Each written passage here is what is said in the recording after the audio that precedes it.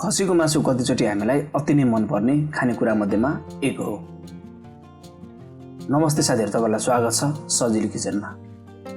यसपालि हामी बनाउनेछौँ तावा स्टाइलमा खसीको मासु। यो बनाउनको लागि निकै नै सहज र मिठो बन्ने छ।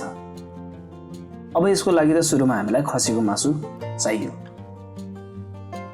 अब यो मासुलाई मैले यसरी सफा गरेर राखिदिए अनि त्यसपछि चाहिने साइजमा काटिदिए। अब त्यही बोलमा अदुवा र लसुनको पेस्ट, अलिकति मसला, स्वाद अनुसारको नुन अनि तोरीको तेललाई राखिदिने। अब यो मसला र तोरीको तेल सँगै यो मासुलाई राम्ररी मिक्स गरिदिने। अब मसला बनाउनको लागि निकै नै सहज पनि रहेको छ। जिरा र धनिया र अलिकति गरम मसला राखेर पिसेर तयार गर्ने हो। यसरी तयार गरेको मसला निकै नै स्वादिलो रहने गर्दछ र यसरी मजाले मासुमा मसला मिली पनि रहेको छ अनि धुलो खुर्सानी थोरै राख्ने अनि यसपछि यसलाई पनि राम्ररी मिलाएर मिक्स गर्दै रहने। अब यो मासु चाहिँ राम्ररी म्यारिनेसन होस् भनेर यो मासुलाई हामी लगभग 30 मिनेट जति यतिकै छोडिदिन्छौँ। यसपछि तोरीको तेल एउटा तावामा राख्ने। तेल राम्ररी तातेपछि म्यारिनेसन गरेको मासुलाई यसरी राख्ने।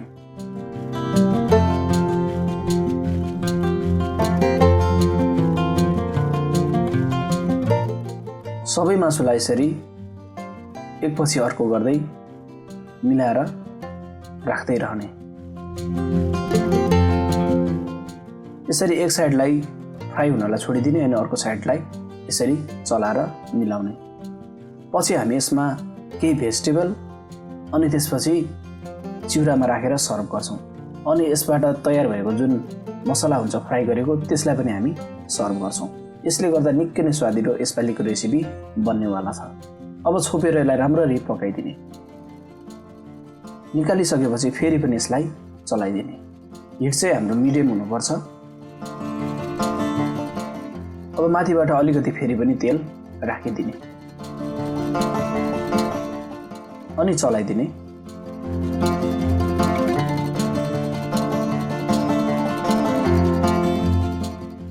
अब चाहिँ एक साइडमा टमाटरलाई यसरी काटेर राखिदिने।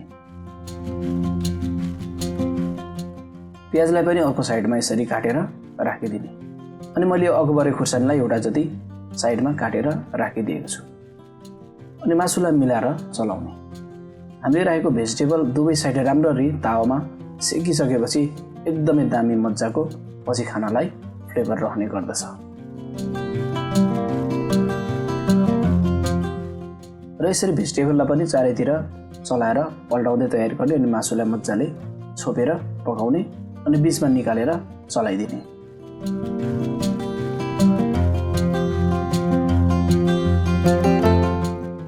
जबसम्म हाम्रो मासु राम्ररी पाकेर रातो रातो हुँदैन तबसम्म यसलाई पकाउँदै तयार गर्नुपर्छ अनि भेजिटेबललाई चाहिँ पल्टाउँदै तयार गर्दै रहनुपर्छ। अब नुन के कस्तो भयो भनेर चेक गर्ने। अलिकति नुन थप मैले गरिदिएँ अनि कागतीलाई राखिदिने अनि यसरी मिलाएर चलाइदिने।